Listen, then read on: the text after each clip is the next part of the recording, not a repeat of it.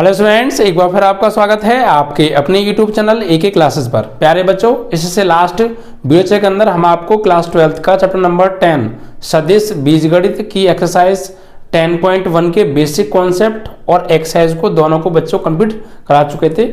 आप लोगों ने उस वीडियो को बहुत प्यार दिया, आप सभी के लिए थैंक्स। ऐसे ही बच्चों आप हमारे सभी वीडियोज को प्यार दीजिए और ज़्यादा से ज़्यादा बच्चों शेयर किया करो और वीडियो को पूरा देखा करो। ठीक है बच्चों, चलिए तो आज बच्चों हम जो बेसिकली बात करने वाले हैं वो चैप्टर नंबर 10 की एक्सरसाइज 10.2 के बेसिक कॉन्सेप्ट के बारे में बात करेंगे बच्चों। ठीक है, मुझे पूरी उम्मीद है अगर आपने इस वीडियो को पूरा देख लिया और आपने कॉन्सेप्ट को अच्छे से समझ लिया बच्चों, तो जितने भी क्वेश्चन इस एक्सरसाइज के अंदर है ना, आप आराम से समाप्त कर लेंगे, आपको कोई भी समस्या नहीं आएगी। ठीक है, तो इस कॉन्सेप्ट को अच्छे से समझिएगा जो मैं समझाने की कोशिश कर रहा हूँ, बिकॉज एक्सरसाइज 10.2 है वो बहुत ज़्यादा इंपॉर्टेंट एक्सरसाइज है बच्चों। ठीक है, 10.2 से बोर्ड एग्जाम में क्वेश्चन बनता ही बनता है बच्चों। ठीक है, और वेक्टर से काफ़ी क्वेश्चंस देखने को भी मिलते हैं, आपने प्रैक्टिस सेट पेपर को भी बच्चों देखा होगा, तो अच्छे से समझिएगा कॉन्सेप्ट को बच्चों। ठीक है, क्योंकि पूरी एक्सरसाइज इस कॉन्सेप्ट पर डिपेंड है। जिन लोगों ने ये कॉन्सेप्ट नहीं देखा ना, तो वो एक्सरसाइज का एक भी क्वेश्चन हरा नहीं सकते बच्चों, और फिर आने वाली एक्सरसाइज को भी वो अच्छे से नहीं समझ सकते। ठीक है, तो हर चीज़ को रेगुलर देखा करो और जिससे कि आपको अच्छे से हर चीज़ क्लियर हो जाए। ओके बच्चों, चलिए तो बेसिकली जो हमारा पहला टॉपिक क्या है, इसमें सबसे जो पहला टॉपिक आएगा वो आएगा बच्चों सदिशों के योग का त्रिभुजीय नियम। ठीक है बच्चों, सदिशों का योग हम यहाँ पे सीखेंगे कि कैसे करते हैं, दो सदिशों को ऐड कैसे किया जाता है। ठीक है, तो त्रिभुजीय नियम द्वारा कैसे ऐड करेंगे हम उसके बारे में पहले बात करेंगे। ओके बच्चों, आइए तो सबसे पहले हम यहाँ पढ़ने वाले हैं दो सदिशों के योग का त्रिभुजीय नियम।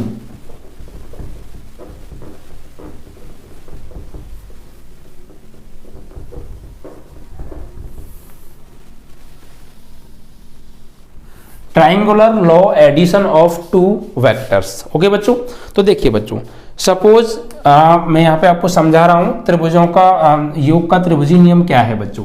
सपोज बच्चों कि मेरे पास एक वेक्टर है, मेरे पास एक वेक्टर है ये, ठीक है, ये मेरे पास बच्चों वेक्टर है और ये इसका क्या है, स्टार्टिंग पॉइंट, इनिशियल पॉइंट, प्रारंभिक बिंदु, और ये इसका बच्चों एंड पॉइंट है, अंतिम बिंदु है। और मान लीजिए ये वेक्टर है वहां वेक्टर ए। ठीक है, अब एक और मेरे पास कोई वेक्टर है, सपोज मेरे पास एक वेक्टर है ये बच्चों। ठीक है, इसका जो प्रारंभिक बिंदु है वो ये है और अंतिम बिंदु ये है, इसको मान लेता हूं मैं ये वेक्टर बी है बच्चों। ठीक है, तो जब मैं इस वेक्टर ए के साथ इस वेक्टर बी को जोड़ूंगा तो जोड़ते कैसे हैं बच्चों, दो वेक्टर्स को जोड़ेंगे कैसे। देखिए, इस वेक्टर ए का जो अंतिम बिंदु है उसको हम मिलाएंगे इस वेक्टर बी के प्रारंभिक बिंदु से। जब भी किसी दो वेक्टर्स को ऐड किया जाता है तो जिस एक वेक्टर को दूसरे वेक्टर के साथ ऐड करेंगे तो जो पहला वेक्टर होता है उसके एंड पॉइंट को दूसरे वेक्टर के जो फर्स्ट पॉइंट होता है, जो स्टार्टिंग पॉइंट होता है, प्रारंभिक बिंदु होता है, उससे मिला देते हैं। ठीक है, पहले वेक्टर के अंतिम बिंदु को दूसरे वेक्टर के प्रारंभिक बिंदु के साथ मिला दिया जाता है। यह है बच्चों दो वेक्टर्स को ऐड करना। जैसे मान लीजिए मैं इस वेक्टर ए में, ये इसका प्रारंभिक बिंदु हो गया, ठीक है, ये इसका अंतिम बिंदु हो गया। ठीक है, इसमें मैं इस वेक्टर बी को ऐड करना चाहता हूं, तो देखिए कैसे ऐड करूंगा, इस वेक्टर बी को उठा के मैं लेके आऊंगा बच्चों यहां पर इस तरीके से। ठीक है, ऐसे करके लिख दूंगा। ठीक है, और ये इसका हो गया एंड पॉइंट, और ये जो है इस वेक्टर का ये प्रारंभिक बिंदु होगा और इस वेक्टर का ये अंतिम बिंदु होगा। ठीक है बच्चों, इसको इस तरीके से ऐड करेंगे और ये हो जाएगा आपका vector B. Is that clear. दो वेक्टर्स को ऐड कैसे किया जाता है, जब एक वेक्टर को किसी दूसरे वेक्टर में ऐड करते हैं तो पहले वेक्टर का अंतिम बिंदु दूसरे वेक्टर का प्रारंभिक बिंदु के साथ मिला दिया जाता है। ठीक है बच्चों, तो इस तरीके से हम दो वेक्टर्स को बच्चों ऐड करेंगे। ओके, अब इनका परिणामी कितना निकलेगा, इस वेक्टर ए और वेक्टर बी का अगर हम परिणामी निकालें बच्चों तो वो कितना निकलेगा। देखिए उसके लिए बच्चों क्या होगा, इसका अगर हमें परिणामी निकालना है तो ये इसको बच्चों हम इसके प्रारंभिक बिंदु को इसके अंतिम बिंदु से बच्चों मिला देंगे इस तरीके से।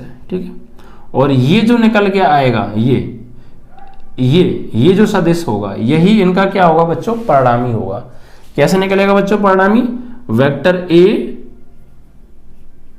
प्लस वेक्टर बी, ये होता है बच्चों परिणामी इनका। ठीक है, यदि हमारे पास कोई वेक्टर ए है जिसका ये प्रारंभिक बिंदु और ये अंतिम बिंदु, और कोई वेक्टर बी है जिसका ये प्रारंभिक बिंदु और ये अंतिम बिंदु है, तो जब इनको जोड़ेंगे तो वेक्टर ए के अंतिम बिंदु से वेक्टर बी के प्रारंभिक बिंदु को मिला देंगे।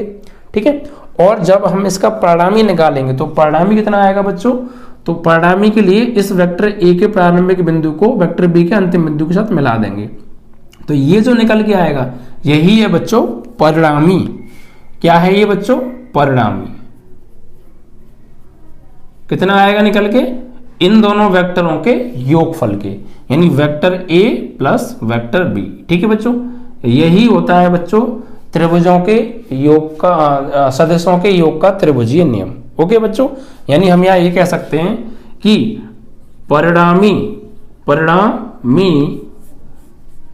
बराबर परिणामी जो आएगा इन दोनों सदिशों के योग के बराबर आएगा, यानी वेक्टर ए प्लस वेक्टर बी। ठीक है, और परिणामी की वैल्यू क्या है, यानी vector A plus vector B is equal to vector A plus vector B. Okay बच्चों, इस तरीके से तो इसे कहते हैं बच्चों सदिशों के योग का त्रिभुजीय नियम। ठीक है बच्चों, अब इसके बाद देखिए बच्चों, जैसे इसको हम एक तरीके से और ले सकते हैं।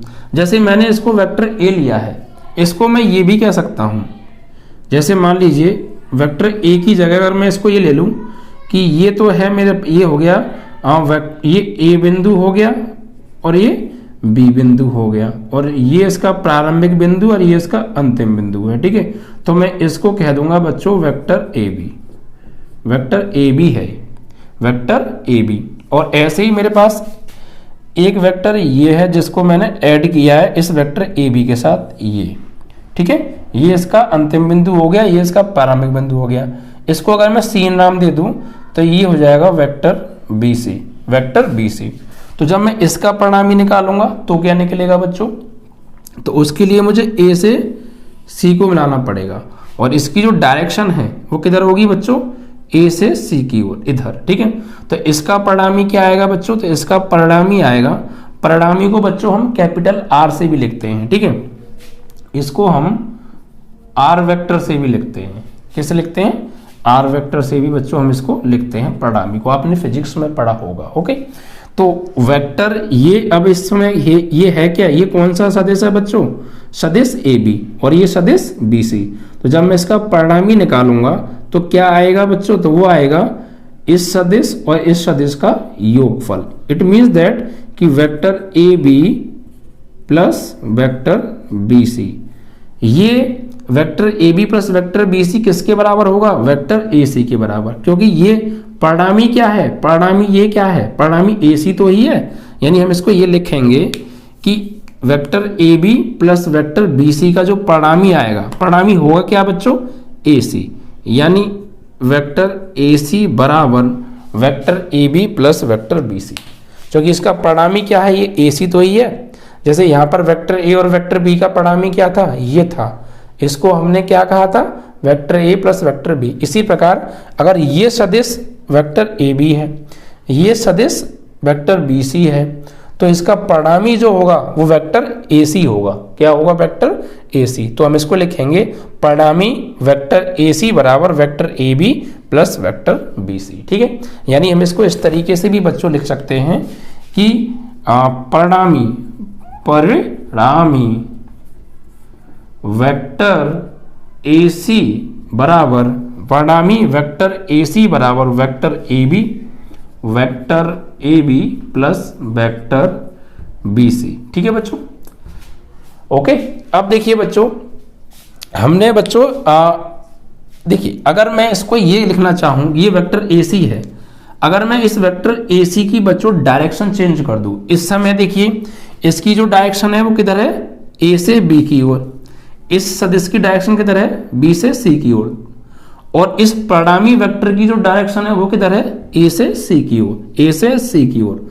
अगर मैं बच्चों इस वेक्टर AC की दिशा बदल दूं, अगर मैं इस वेक्टर AC की दिशा बदल दूं, तो बच्चों किसी भी वेक्टर, किसी भी सदिश की दिशा बदलने पर उसका सिंबल चेंज हो जाता है, उसका चिन्ह बदल जाता है। अगर मैं वेक्टर AC है, इस वेक्टर AC की दिशा बदल दूं, इधर की साइड इसकी दिशा है, A से C की ओर इसकी दिशा है, अगर मैं C से A की ओर कर दूं इसकी दिशा, तो बच्चों क्या होगा, ऐसा करने पर क्या होगा, ये इसकी दिशा A to C है, अगर मैं C to A कर दूं, A to C से C to A कर दूं, यानी इसको लिख दूं C वेक्टर CA, तो क्या होगा, इसका सिंबल चेंज हो जाएगा, ये पॉजिटिव था तो नेगेटिव हो जाएगा। तो ध्यान रखिएगा, किसी भी सदिश की अगर हम दिशा बदल देते हैं तो उसका चिन्ह बदल जाता है। ठीक है, तो हमने AC वेक्टर AC से वेक्टर CA कर दिया, इसकी दिशा बदल दी, तो ये चिन्ह क्या हो गया, बदल गया, यानी नेगेटिव का आ गया। और बराबर में ये क्या होगा, vector AB plus vector BC हमारा है ही। अब बच्चों अगर हम इस वेक्टर माइनस वेक्टर CA को राइट में ले जाएं, तो ये हो जाएगा 0 बराबर vector AB plus vector BC plus vector CA बराबर क्या हो गया, 0। या इसको हम ऐसे भी लिख सकते हैं, vector AB plus vector BC plus vector CA बराबर 0। तो परिणामी क्या आ गया बच्चों, ये आ गया हमारा टोटल निकल के 0 आ गया। ठीक है, तो अब हम ये यूज कहाँ होगा बच्चों, आगे हम जब एक्सरसाइज करेंगे तो वहां पर हमें प्रूफ करना होगा कुछ क्वेश्चंस को। तो प्रूफ करने के लिए हम अपने हिसाब से वेक्टर की डायरेक्शन चेंज भी कर सकते हैं जरूरत के अनुसार। बस जब वेक्टर की डायरेक्शन हम चेंज करेंगे तो उसका सिंबल हम चेंज कर देंगे, पॉजिटिव है तो नेगेटिव हो जाएगा और नेगेटिव है तो पॉजिटिव हो जाएगा। हम वेक्टर की डायरेक्शन चेंज कर सकते हैं अकॉर्डिंग टू नीड, जरूरत के अनुसार। ठीक है बच्चों, तो देखिए vector AB plus vector BC plus vector CA बराबर क्या आ गया, 0 आ गया। ये 0 कैसे हो गया, हम जहां थे घूमकर वहीं आ गए। कैसे, देखो समझो, हम यहां से स्टार्ट किया था वेक्टर AB, फिर यहां से आए वेक्टर BC, और जो परिणामी की दिशा थी वो A to C थी। तो अब हम पता है यहां से स्टार्ट किया था हमने A पॉइंट से, तो vector AB plus vector BC, अब हमने इसकी दिशा बदल दी। अब इसकी दिशा पहले A to C थी, अब हमने C to A कर दी, इधर कर दी, ऐसे कर दिशा कर दी। तो vector AB plus vector BC, अब वेक्टर CA, वापस यहीं आ गए, क्योंकि इसकी डायरेक्शन किधर है, इधर, इसकी डायरेक्शन इधर है, इसकी डायरेक्शन इधर है, अब इसकी डायरेक्शन हो गई इधर। तो हम यहां से यहां तक गए, वेक्टर AB वेक्टर BC और फिर आगे वापस vector CA, vector AB vector BC vector CA, वापस कहाँ आ गए, वहीं आ गए। तो जहां थे घूमकर वहीं आ गए। तो सदिशों के योग के त्रिभुजीय नियम को हम इस तरीके से भी बच्चों हम कर सकते हैं। ठीक है, तो आप इसको भी लिख लीजिएगा। जब भी बस यहाँ पे ये vector AB plus vector BC plus vector CA बराबर क्या होता है, 0 होता है। ठीक है बच्चों, जब भी हम चाहें सदिशों की डायरेक्शन चेंज कर सकते हैं। ठीक है बच्चों, और ऐसा करने पर उसका सिंबल बच्चों हमसे मतलब सिंबल जो है चेंज हो जाएगा। ये बात आप ध्यान रखिएगा। ठीक है बच्चों, अब देखिए इसके बाद बच्चों नेक्स्ट टॉपिक है आपका, ये चीज आपको क्लियर हो गई ना, इसमें कोई दिक्कत तो नहीं है ना। चलो अब इसके बाद आते हैं बच्चों अगले टॉपिक पर। अगला टॉपिक क्या है देखिए, उसको देखते हैं। आई होप कि ये टॉपिक आपको अच्छे से क्लियर हो गया होगा, सदिशों के योग का त्रिभुजीय नियम। ठीक है,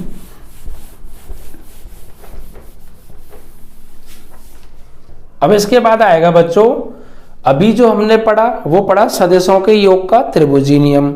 अब आएगा बच्चों सदिशों के योग का चतुर्भुजीय नियम। ठीक है बच्चों, चतुर्भुजीय नियम जैसे बच्चों यहां पर मैं लिख देता हूं, ये तो हमारा पहला टॉपिक था, ये हमने पढ़ लिया। दूसरा टॉपिक है बच्चों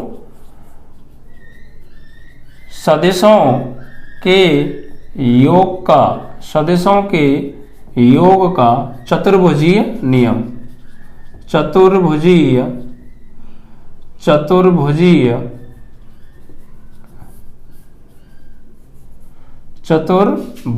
नियम।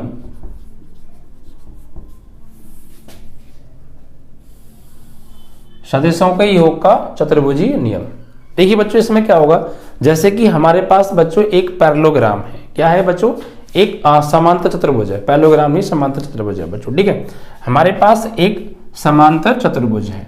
समांतर चतुर्भुज क्या होता है आप समझते हैं ना, समांतर चतुर्भुज में बच्चों, समांतर चतुर्भुज के बारे में मैं बता दूं, एक ऐसा चतुर्भुज होता है, आपको वैसे पता होना चाहिए क्योंकि छोटी क्लासेस में ये पढ़ाया जाता है। इट मीन्स दैट कि 9th 10th या 8th में ही आपने इसको अच्छे से पढ़ लिया होगा बच्चों, 7th में भी आ जाता है ये।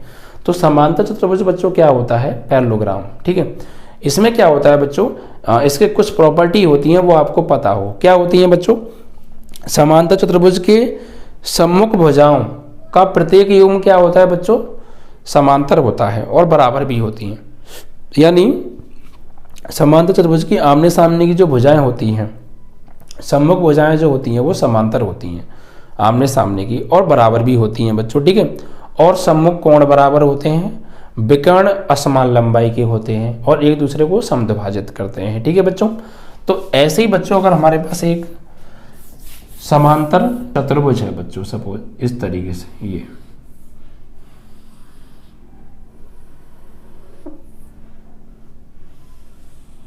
ठीक है, ये है। तो इसको बच्चों मैं मान लेता हूं कि ये है हमारा वेक्टर ए, ठीक है। इसकी डायरेक्शन है इधर से इधर की ओर, ये इसको मैं मान लेता हूं ये है वेक्टर बी जिसकी डायरेक्शन इधर है।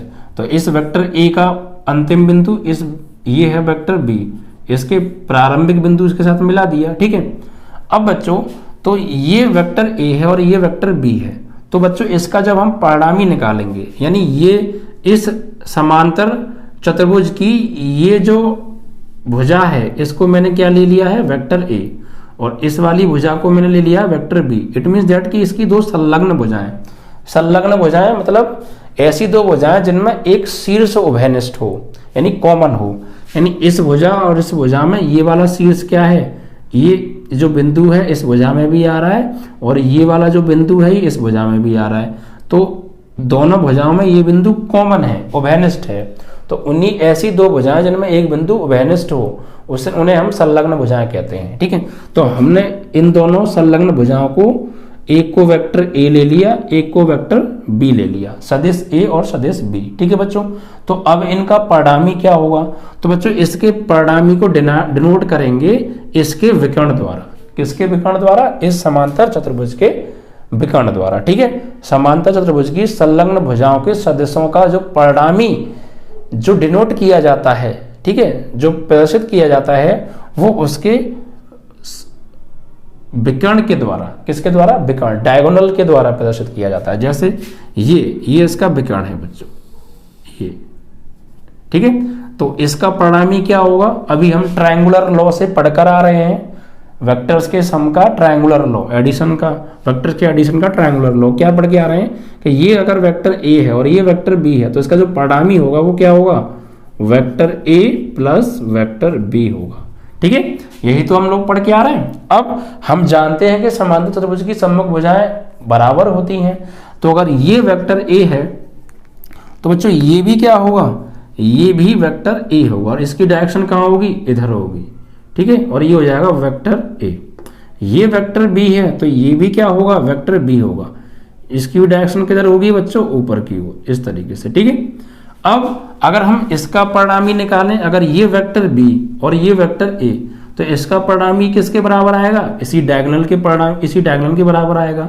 यानी जो इस डायगोनल का परिणामी निकला है, इस डायगोनल से इनका जो परिणामी ये निकल गया है वेक्टर ए प्लस वेक्टर बी, तो इन दोनों का भी परिणामी यही होगा, वेक्टर ए प्लस वेक्टर बी। यानी हम ये कह सकते हैं कि वेक्टर ए प्लस वेक्टर बी का जो परिणामी है, वेक्टर ए प्लस वेक्टर बी, वो बराबर होगा इनके परिणामी के। तो इनका परिणामी क्या आएगा, vector B plus vector A, ठीक है। तो यहां से ये एक नया नियम बन जाता है कि वेक्टर ए प्लस वेक्टर बी बराबर होता है vector B plus vector A के, ठीक है बच्चों। अब इसी प्रकार यहां से कुछ बच्चों 2-3 प्रॉपर्टियां बनती हैं, दो सदिशों को योग को लेकर, दो सदिशों के योग को लेकर कुछ प्रॉपर्टियां बनती हैं बच्चों, ठीक है। जैसे बच्चों ये तो समांतर चतुर्भुज का जो है सदिशों के योग का चतुर्भुजीय नियम था, ठीक है बच्चों। अब यहां से कुछ प्रॉपर्टियां बनेंगी, जैसे बच्चों गुण, सदिशों के योग के गुण, सदिशों के योग के गुण, जैसे बच्चों पहला गुण क्या है कि वेक्टर ए प्लस वेक्टर बी बराबर होता है बच्चों vector B plus vector A के। यही जो अभी हमने चतुर्भुज के योग के नियम द्वारा बताया है, ठीक है। इसको बच्चों हम बोलते हैं क्रम विनिमय नियम, क्रम विनिमय नियम, ठीक है, क्रम विनिमय नियम। दूसरा है बच्चों, अगर हमारे पास कोई तीन सदिश हैं, यदि तीन सदिश वेक्टर ए वेक्टर बी व वेक्टर सी हैं, तो बच्चों vector A plus in bracket vector B plus vector C बराबर होता है in bracket vector A plus vector B plus vector C के। इसको हम बच्चों बोलते हैं साहचर्य नियम, साहचर्य नियम, ठीक है बच्चों। और एक नियम और है बच्चों तीसरा, क्या, यदि किसी सदिश में जीरो को ऐड करें या जीरो में किसी सदिश को ऐड करें तो वापस हमें वही सदिश प्राप्त होता है, ठीक है बच्चों। तो इन नियमों को और आप अच्छे से याद कर लीजिएगा कि vector A plus vector B is equal to होता है vector B plus vector A के, और वेक्टर ए प्लस ब्रैकेट में vector B plus vector C is equal to होता है ब्रैकेट में वेक्टर ए plus vector B plus vector C के। और वेक्टर में किसी भी सदिश में अगर शून्य को जोड़ा जाए या घटाया जाए तो वही सदिश हमें प्राप्त होता है, ठीक है बच्चों। और किसी शून्य से घटाया तो बात थोड़ी अलग पड़ जाएगी, लेकिन सिर्फ जोड़ा जाए तो उसके लिए बच्चों ये आपको नियम अच्छे से प्रिपेयर कर लेने हैं, ठीक है बच्चों। अब एक बच्चों नई बात आती है, नई बात क्या, अगर बच्चों जैसे अगर हम किसी सदिश में किसी स्केलर से मल्टीप्लाई करें, यानी किसी अदिश से मल्टीप्लाई करें, तो क्या होगा बच्चों। देखिए अगर हमारे किसी सदिश में अदिश का गुणा किसी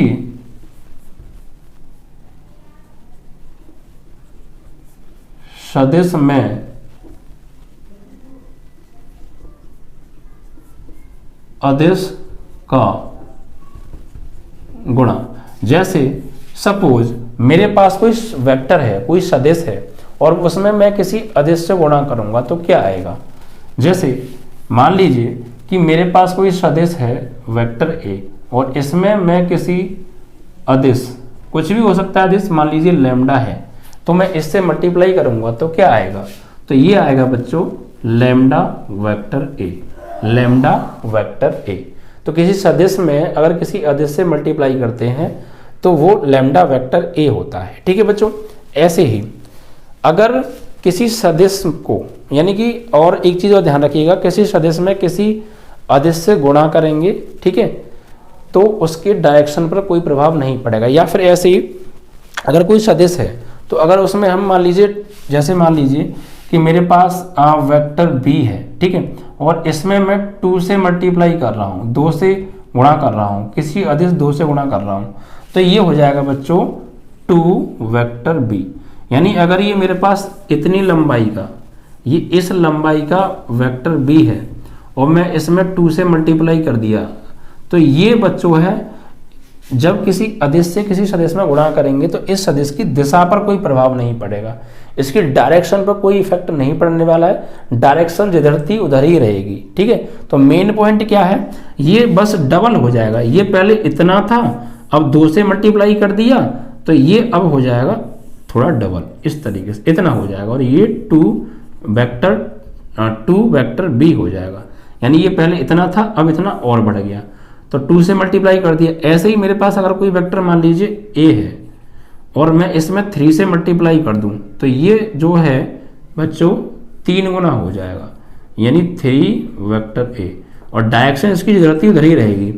इट मीन्स दैट कि मैं जो बात समझाने की कोशिश कर रहा हूं, मैं ये कर रहा हूं कि मैं लिख देता हूं कि किसी सदिश में अदिश से गुणा करने पर पर उसकी दिशा पर कोई प्रभाव नहीं पड़ता है, प्रभाव नहीं पड़ता है। ठीक है बच्चों, बस अगर आप उसमें मल्टीप्लाई कर रहे हैं दुगुना तो उसकी लंबाई दुगुनी हो जाएगी, 3 से मल्टीप्लाई करें तो लंबाई 3 गुनी हो जाएगी। या आधा भी कर सकते हैं, जैसे मेरे पास वेक्टर ए है, इसकी लंबाई इतनी है, अगर मैं इसमें 1/2 से गुणा कर दूं तो वेक्टर ए में 1/2 से, तो इसकी लंबाई क्या हो जाएगी, बस आधी हो जाएगी और कोई प्रभाव इस पर नहीं पड़ेगा। इसकी डायरेक्शन जिधर है उधर ही रहने वाली है। ठीक है बच्चों, तो डायरेक्शन पर भी कोई भी प्रभाव नहीं पड़ता है। आई होप कि ये बात जो मैंने आपको समझाई ये बच्चों आपको समझ में आ गई होगी। ठीक है, अब बच्चों अब इसके बाद जो हमारा नेक्स्ट टॉपिक आता है, एक टॉपिक तो ये आपने समझ लिया कि दो सदिशों के योग का त्रिभुजीय नियम आपने पढ़ लिया, दो सदिशों के योग का चतुर्भुजीय नियम आपने पढ़ लिया। किसी भी सदिश को किसी अदिश से गुणा करते हैं तो उस पर उसकी दिशा पर कोई प्रभाव नहीं पड़ता है, आपने ये बात सीख ली। ठीक है, चतुर्भुजीय नियम आपके समझ में आ गया होगा। ये वेक्टर ए है, ये वेक्टर बी है, जब इस वेक्टर के अंतिम बिंदु से इस वेक्टर के प्रारंभिक बिंदु को मिलाएंगे, ठीक है, यानी इसकी संलग्न भुजाएं वेक्टर ए और वेक्टर बी हैं, तो इसका जो परिणाम निकल के आएगा वो इसके विकर्ण से डिनोट किया जाएगा। और क्या होगा, वेक्टर ए प्लस वेक्टर बी। क्योंकि हम जानते हैं समांतर चतुर्भुज की आमने सामने की भुजाएं बराबर होती हैं, तो ये वेक्टर ए है तो ये भी वेक्टर ए होगा, ये वेक्टर बी है तो ये भी वेक्टर बी होगा। अब इनका परिणामी जो निकालेंगे वो भी इन दोनों के ही परिणामी के बराबर आएगा। It means that we can say vector A plus vector B is equal to vector B plus vector a by सदिशों का योग का चतुर्भुजीय नियम। ठीक है बच्चों, अब उसके बाद कुछ प्रॉपर्टी है कि इसको हम क्रम विनिमय नियम के नाम से जानते हैं कि vector A plus vector B is equal to vector B plus vector A, जो कि हमने समांतर चतुर्भुज के योग से भी सीखा है। ऐसी बच्चों एक सहचर नियम होता है, अगर हमारे पास 3 सदिश हैं वेक्टर ए plus vector B plus vector C, तो वेक्टर ए प्लस ब्रैकेट में vector B plus vector C बराबर होता है ब्रैकेट में वेक्टर ए plus vector B plus vector C के। और किसी सदिश में किसी जीरो को अदिश को यानी किसी जीरो को जोड़ा जाता है तो उस सदिश पर कोई प्रभाव नहीं पड़ता है, वही सदिश आ जाता है। ठीक है, और किसी सदिश में किसी स्केलर से मल्टीप्लाई करते हैं तो उसकी डायरेक्शन पर कोई भी प्रभाव नहीं पड़ता है। ठीक है, अगर हमारे पास कोई सदिश ए है उसमें लैम्डा से गुणा करेंगे अदिश से तो वो लैम्डा वेक्टर ए हो जाएगा। ठीक है, और ये जो दोनों सदिश हैं वेक्टर ए और जो हमें मिला है लैम्डा वेक्टर ए, ये दोनों आपस में कैसे होंगे बच्चों, संरेख होंगे। ठीक है, जब किसी सदिश में किसी अदिश से गुणा करते हैं तो जो पहले सदिश था और गुणा करने के बाद जो सदिश मिला है वो बच्चों आपस में संरेख हो जाते हैं। ये बात भी आप नोट कर लीजिएगा। ठीक है, जैसे वेक्टर ए है, इसमें मैंने 3 से मान लीजिए लैम्डा से मल्टीप्लाई कर दिया या के से मल्टीप्लाई कर दिया, तो ये के वेक्टर ए हो जाएगा। तो ये आपस में कैसे होंगे बच्चों, समरेख होंगे। क्या होंगे, समरेख होंगे। जब किसी सदिश में किसी अदिश से गुणा करते हैं तो उस सदिश पूर्व सदिश और गुणा करने के बाद जो सदिश मिलता है वो दोनों आपस में कैसे होते हैं, संरेख हो जाते हैं। ठीक है बच्चों, आई होप कि ये कॉन्सेप्ट आपको समझ में आ गया होगा, इनको आप अच्छे से नोट कर लीजिएगा। ठीक है, कॉपी में। अब बच्चों इसके बाद अब हम जो पढ़ने वाले हैं एक मोस्ट इंपॉर्टेंट टॉपिक, वो बच्चों अब हम क्या पढ़ेंगे, अब हम बच्चों यहाँ पे 3D और वेक्टर्स, 3D त्रिविमीय और सदिश को बच्चों कंबाइंड करने वाले हैं। ठीक है बच्चों, किन्हीं सदिशों को 3D में हम कैसे शो करेंगे उनकी हम बच्चों बात करने वाले हैं। ठीक है, चलिए तो देखते हैं 3D में सदिश को कैसे हम कंबाइंड करेंगे, उस बात को समझते हैं। ठीक है बच्चों, बस अगर आपको थोड़ी सी भी दिक्कत आए तो बच्चों वीडियो को रिपीट करके आप आराम से देख लीजिएगा। ठीक है, क्योंकि ये बातों का कॉन्सेप्ट जो मैं समझाने की कोशिश कर रहा हूँ ये सब चीजें मैं फालतू में ही नहीं बता रहा हूँ, हर चीज आपको एक्सरसाइज में जब हम क्वेश्चन करेंगे तो वहां पे यूज होगी और आपको देखने को भी मिलेगी। ऐसा एक भी पॉइंट नहीं है जो एक्सरसाइज में क्वेश्चंस में यूज ना हो, सिर्फ पॉइंट टू पॉइंट में बात कर रहा हूँ, जितनी जरूरत है उतनी बात कर रहा हूँ। ठीक है बच्चों, आपको बस ये सारी चीजें पता होनी चाहिए, एक भी इसमें से बच्चों मिस नहीं होना चाहिए। ठीक है बच्चों, जस्ट आइए आपने बच्चों 3D में अभी तक क्या पढ़ा है, 3D में आपने 3 एक्सिस को देखा है, एक्स एक्सिस, वाई एक्सिस और जेड एक्सिस, उनको कैसे डिनोट किया जाता है आपने ये पढ़ा है। ठीक है बच्चों, और 3D में अगर कोई पॉइंट है तो उसका सापेक्ष जो है सापेक्ष जो सदिश होता है वो हम कैसे ज्ञात करते हैं, आपने वो लास्ट वीडियो में देखा था। ठीक है बच्चों, स्थिति सदिश, हम उस पॉइंट का स्थिति सदिश कैसे निकालते हैं। तो देखिए मान लीजिए यहां पर बच्चों, जैसे सपोज मेरे पास 3D में मैं 3 लाइनों को शो करता हूं एक्सिस को, जैसे ये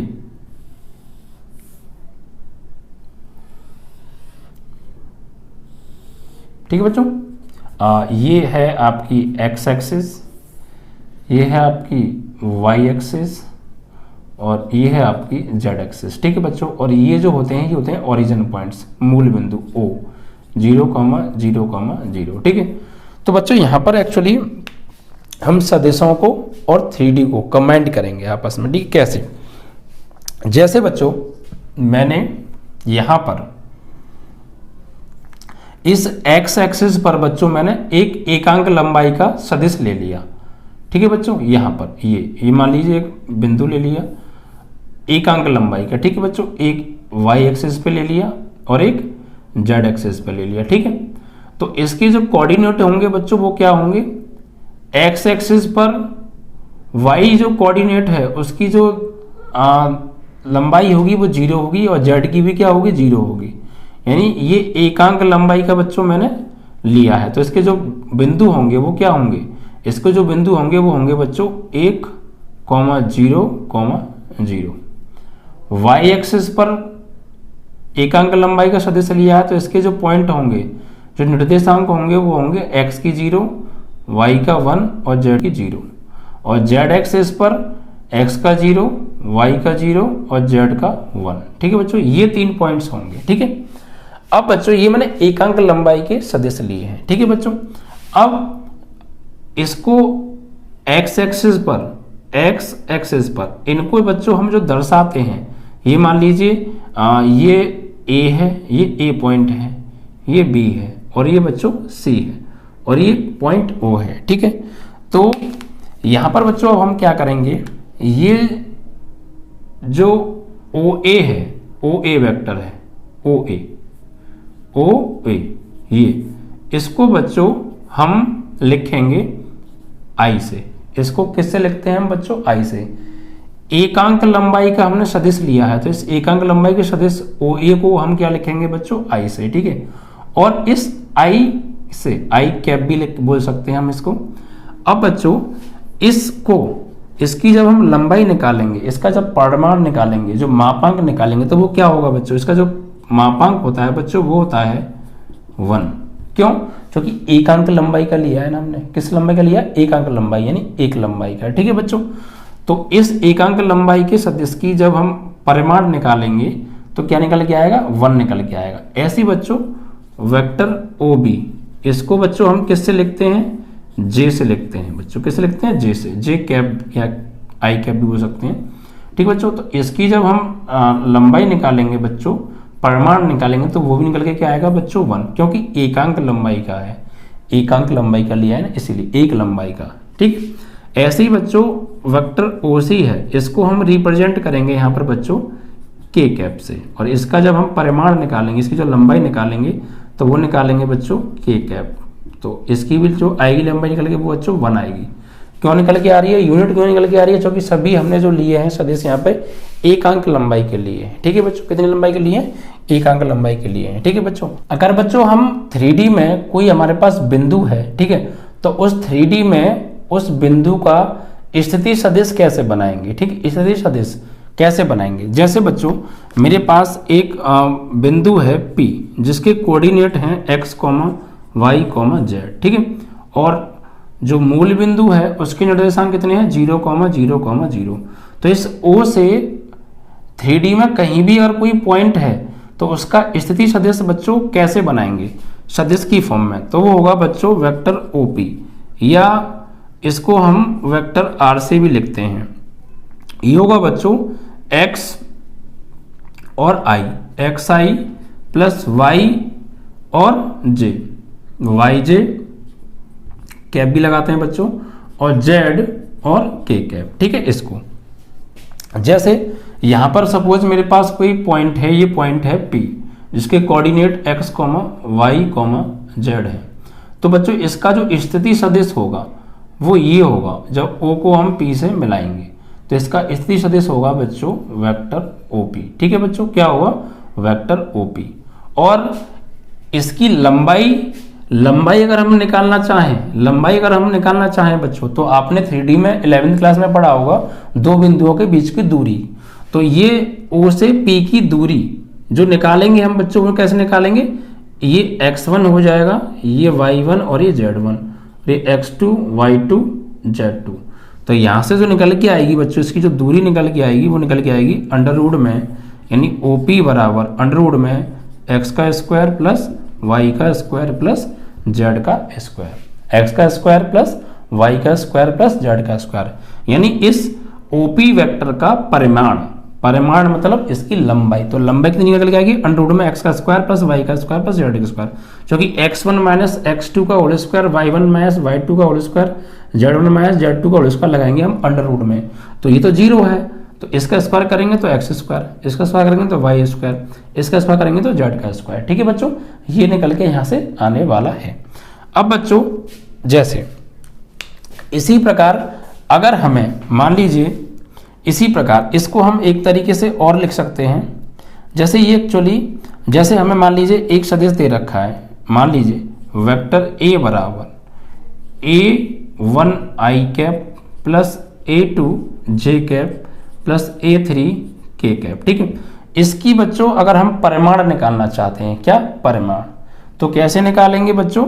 वेक्टर A का परिमाण बराबर अंडर रूट में A1 square plus A2 square plus A3 square. ठीक है, ये इसकी क्या हो जाएगी? लंबाई हो जाएगी बच्चों। तो किसी भी सदिश का परिमाण निकालेंगे तो कैसे निकालेंगे? I के गुणांक का वर्ग प्लस j के गुणांक का वर्ग प्लस k के गुणांक का वर्ग, चाहे फिर वो कोई भी सदिश हो।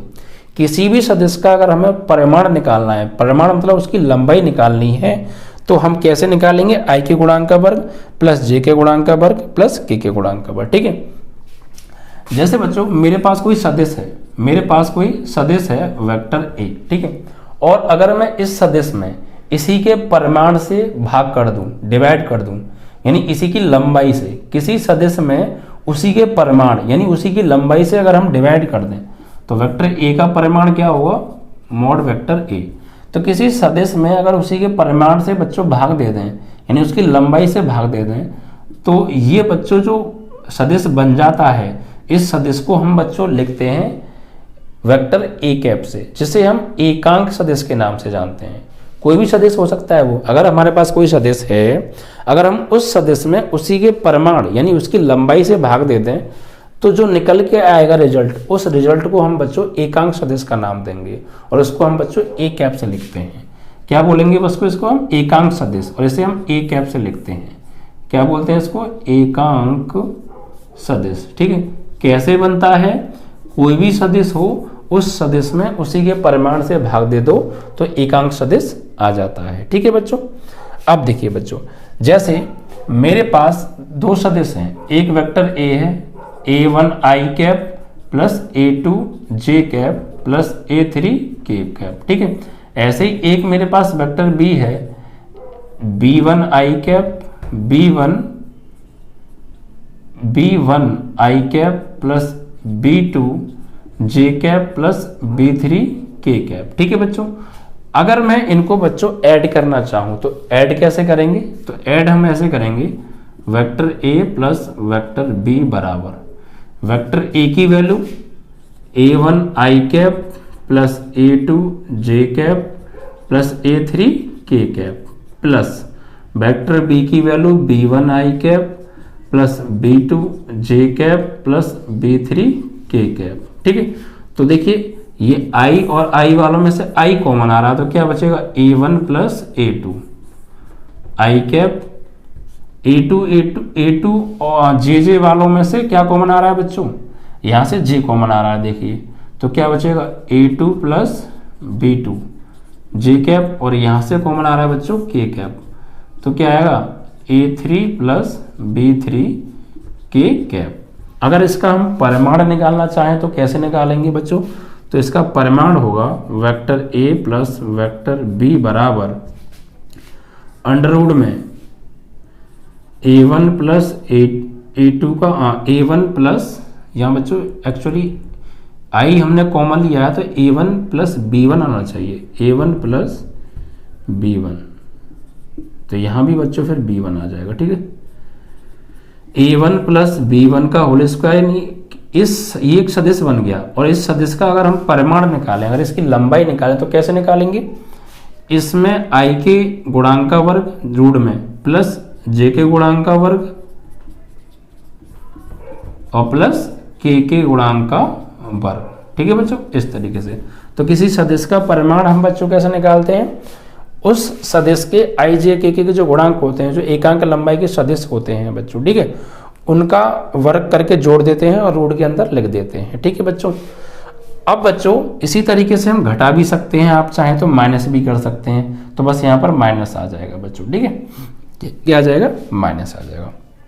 Is that clear? I hope कि आपको ये जो मैं बात समझाने की कोशिश कर रहा हूँ ये बातें समझ में आ रही होंगी। ठीक है बच्चों, अब बच्चों जैसे हमारे पास कोई दो सदिश हैं और वो दोनों सदिश बच्चों आपस में बराबर हैं, ठीक है, जैसे ये आप इन पॉइंटों को तो समझ गए ना, एक आपने ये पॉइंट समझा, इसको आप अच्छे से प्रिपेयर कर लेंगे। ठीक है बच्चों, किस तरीके से हम स्थिति सदिश बनाते हैं ये चीज़ें आप अच्छे से प्रिपेयर करेंगे। ठीक है बच्चों, और आपने एकक सदिश समझा, ये क्या होता है, किसी सदिश में उसी के परिमाण से अगर हम डिवाइड कर देते हैं एक अंक सदिश बच्चों बन जाता है, जिससे हम एक से रिप्रेजेंट करते हैं। ठीक है, और किन्हीं दो सदिशों को ऐड करके उसका मापांक हम कैसे निकालते हैं ये आपने समझा। ठीक है बच्चों, अब नेक्स्ट पॉइंट है बच्चों, अगर दो सदिश हैं बच्चों और आपस में वो बराबर हैं, कैसे हैं, आपस में बराबर हैं, तो बच्चों फिर इनके x y z के जो गुणांक होंगे वो भी आपस में बराबर होंगे। जैसे वेक्टर a और वेक्टर b आपस में बराबर हैं, वेक्टर a और वेक्टर b आपस में बराबर हैं, तो वेक्टर a के i का गुणांक और वेक्टर b का जो i का गुणांक है वो भी आपस में क्या होंगे बच्चों, बराबर होंगे। a1 बराबर b1, इसी प्रकार बच्चों a2 बराबर होगा b2 के, a2 बराबर b2 और a3 बराबर b3। ठीक है बच्चों, अगर बच्चों हमारे पास कोई सदिश है वेक्टर a बराबर a1 i cap plus a2 j cap plus a3 k cap, अगर बच्चों हम इसमें लैम्डा से मल्टीप्लाई करें, किसी अदिश से गुणा करें, तो क्या होगा बच्चों, ये हो जाएगा lambda a1 i cap lambda a2 j cap lambda a3 k cap. ठीक है बच्चों, क्या हो जाएगा, ये हो जाएगा। क्लियर? तो ये पॉइंट बच्चों आपको क्लियर हो गया। ठीक है, इन बातों को आप समझ लीजिएगा। जैसे बच्चों अगर हमारे पास सदिश हमारा मैं ये दे रखा हो वेक्टर a बराबर suppose 5i plus 2j plus 3k, तो इसका परिमाण कैसे निकालेंगे, अभी मैंने आपको बताया वेक्टर a बराबर अंडर रूट में i के गुणांक का वर्ग यानी 5 का वर्ग प्लस 2 का वर्ग प्लस 3 का वर्ग, यानी अंडर रूट में 5 का स्क्वायर 25, 4 और ये 9। ठीक है, तो जो निकल के आएगा बच्चों वो आएगा अंडर रूट में 38, क्या, अंडर रूट 38 मात्रक। ठीक है, इस तरीके से हम किसी भी सदिश का परिमाण निकालेंगे। ठीक है बच्चों, तो आई होप कि ये कॉन्सेप्ट मैंने जो समझाया होगा ये बात आपको अच्छे से दिमाग में आ गई होगी। ठीक है बच्चों, इस कॉन्सेप्ट को अगर हम ध्यान रखेंगे तो फिर हम एक्सरसाइज को आराम से पढ़ लेंगे, हमें कोई भी दिक्कत बच्चों नहीं आने वाली है। अब बच्चों कुछ पॉइंट्स और बचते हैं इंपॉर्टेंट, ठीक है, इनको और समझ लेते हैं क्या है बच्चों ये। ठीक है, जैसे अगर हमारे पास बच्चों कोई दो पॉइंट हैं 3D में, ठीक है, और उन बिंदुओं को मिलाने वाले सदिश का अगर हम स्थिति सदिश निकालें तो कैसे निकालें।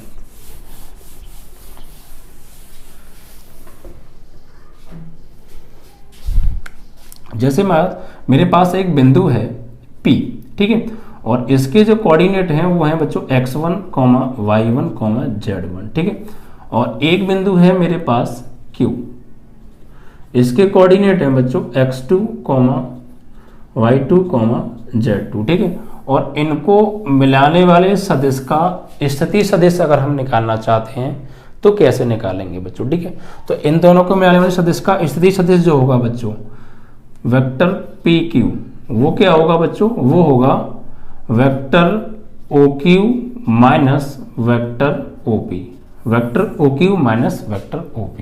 ठीक है, vector OQ minus vector OP कैसे, देखिए इस तरीके से, जैसे ये P और Q बच्चों दो बिंदु हैं, P और Q,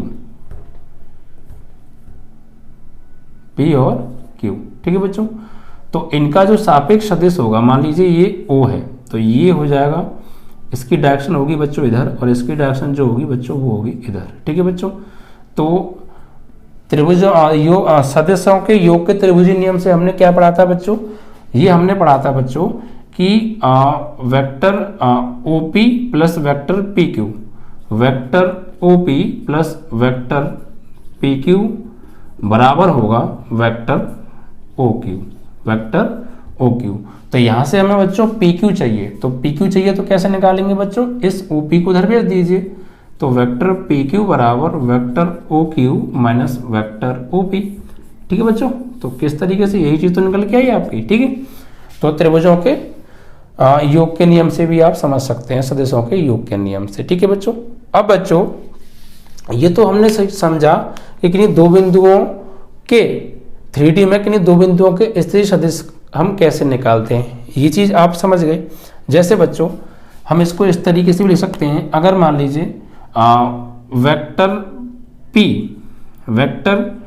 P बराबर, या वेक्टर P के अगर हमें कोऑर्डिनेट अगर हमें ऐसे दे रखे हुए हैं, तो अगर हम बनाना भी चाहें तो बना भी सकते हैं। यानी कैसे, यानी अगर वेक्टर P बराबर अगर हमें दे रखा है बच्चों x1 i cap plus x2 j cap plus x3 k cap, और वेक्टर Q बराबर अगर हमें दे रखा है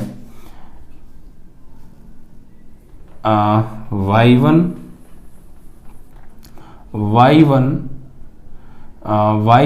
i cap plus y2 j cap plus y3 k cap, ठीक है।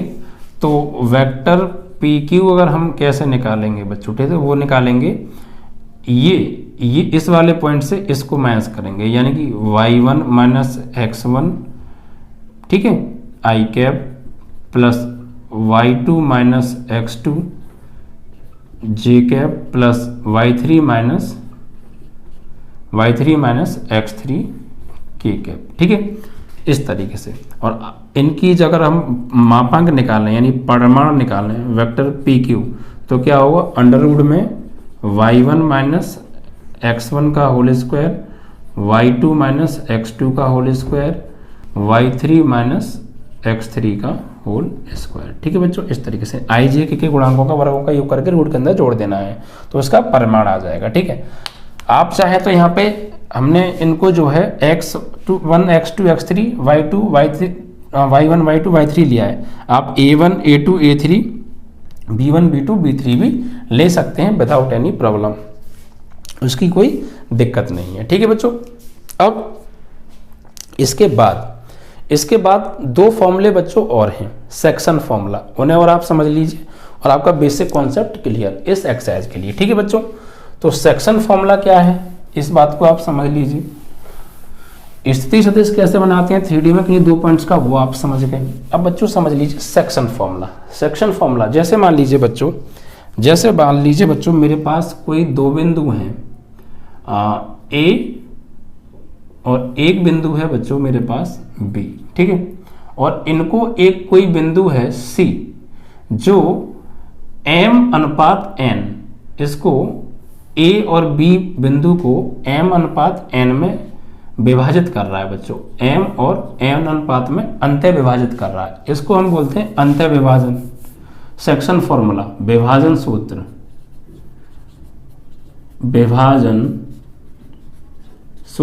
और वो भी कौन सा है ये बच्चों, अंतः विभाजन सूत्र है। कौन सा, अंतः विभाजन सूत्र। तो हमारे पास कोई दो बिंदु हैं A और B, ठीक है बच्चों, और इसको कोई बिंदु C है जो m अनुपात n में विभाजित कर रहा है इसको, ठीक है। तो O के सापेक्ष जो इस A का जो स्थिति सदिश होगा वो बच्चों होगा, मान लीजिए वेक्टर A, B का जो स्थिति सदिश होगा O के सापेक्ष वो होगा मान लीजिए वेक्टर B, और इस C का जो स्थिति सदिश होगा मान लीजिए वो वेक्टर C है, ठीक है। तो यहां से वेक्टर C बराबर क्या आएगा बच्चों, vector n into vector A, n into vector A, n into vector A plus m into vector B m into vector B upon m plus n। ठीक है बच्चों, m प्लस n। समझ में आ रहा है आपको? अगर a और b कोई दो पॉइंट्स हैं, इनको कोई पॉइंट c m अनुपात n में अंतः विभाजित कर रहा है, तो इस O के सापेक्ष इस A का जो स्थिति सदिश है अगर वो वेक्टर A है, इस B का अगर O के सापेक्ष जो स्थिति सदिश है वो B है, और इस C का जो स्थिति सदिश है अगर वो वेक्टर C है, तो वेक्टर C बराबर होगा vector n,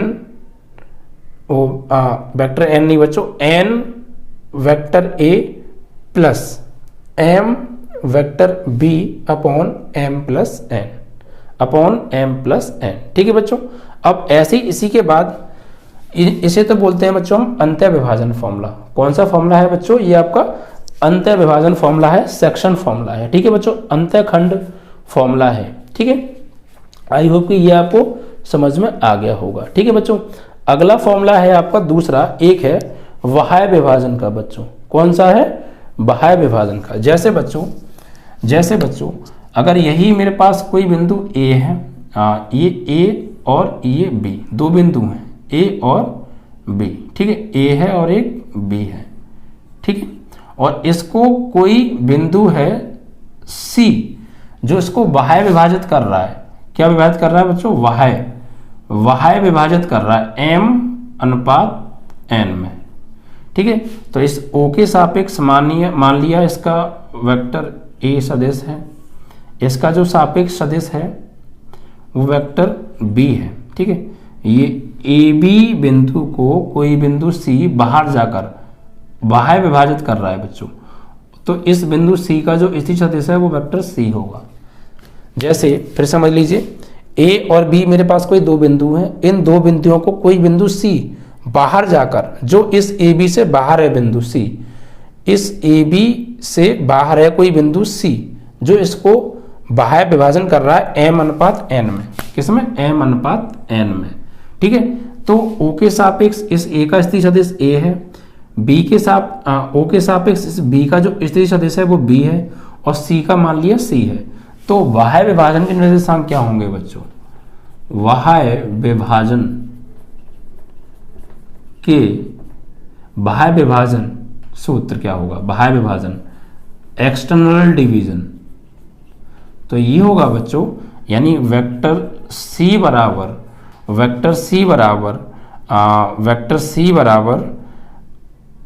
n vector A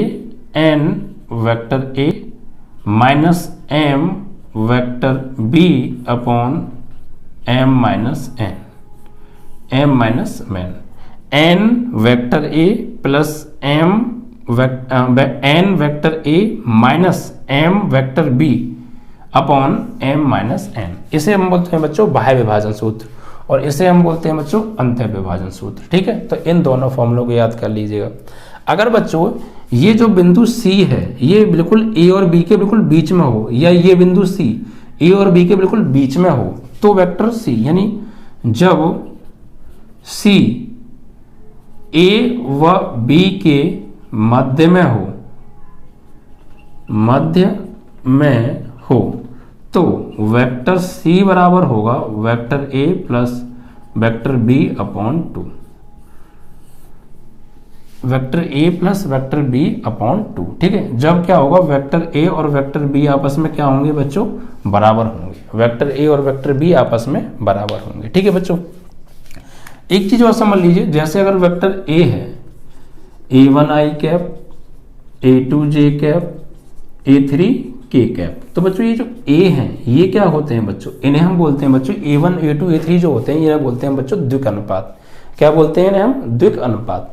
अगर इनमें बच्चों इस सदिश में अगर इसके परिमाण से डिवाइड दे दें, जैसे अंडर रूट में A1 square plus A2 square plus A3 square, तो फिर इसका भाग इसमें अलग अलग देंगे, तो A1 अपॉन अंडर रूट में A1 square, A2 square, A3 square. ठीक है, i cap plus A2 upon under root में A1 square, A2 square, A3 square, j cap plus A3 upon under root में A1 square A2 square A3 square k cap.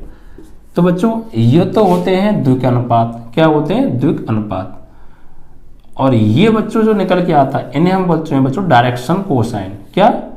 Direction cosine. द्विक कोज्याएं, द्विक कोज्याएं यानी cos alpha बराबर क्या होते हैं? A1 अपॉन अंडर रूट में A1 square A2 square A3 square. ठीक है, ऐसे ही कॉस बीटा बराबर क्या बोलते हैं बच्चों ने? द्विक कोज्याएं B1 अपॉन अंडर रूट में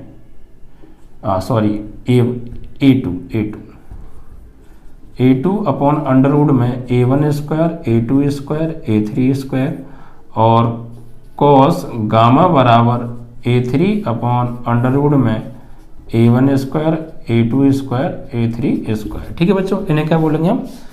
द्विक कोज्याएं। ठीक है, डायरेक्शन कोसाइन। और वो क्या होते हैं? Direction ratios.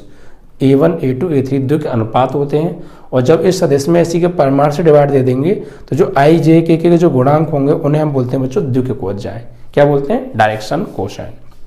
ठीक है बच्चों, तो इतना कॉन्सेप्ट आप अच्छे से प्रिपेयर कर लीजिए एक्सरसाइज 10.2 को समझने के लिए। ठीक है बच्चों, अगर आप इतना कॉन्सेप्ट अच्छे समझ गए होंगे तो आपको एक्सरसाइज 10.2 के अंदर एक भी प्रॉब्लम नहीं आने दूंगा। सारी चीज़ें आपको अच्छे समझ में आ जाएंगी बच्चों। ठीक है, और इन फॉर्मूलों को बहुत अच्छे से कॉपी के अंदर लिख लीजिएगा जिससे कि जब आप अनसॉल्व पेपर पढ़ें तो आपको कोई भी समस्या ना आए। और बच्चों वीडियो को ज़्यादा से ज़्यादा शेयर कर दिया करो यार। ठीक है, लाइक किया करो। ठीक है, और स्टेटस पे भी लगाया करो। ठीक है बच्चों, जय हिंद जय भारत।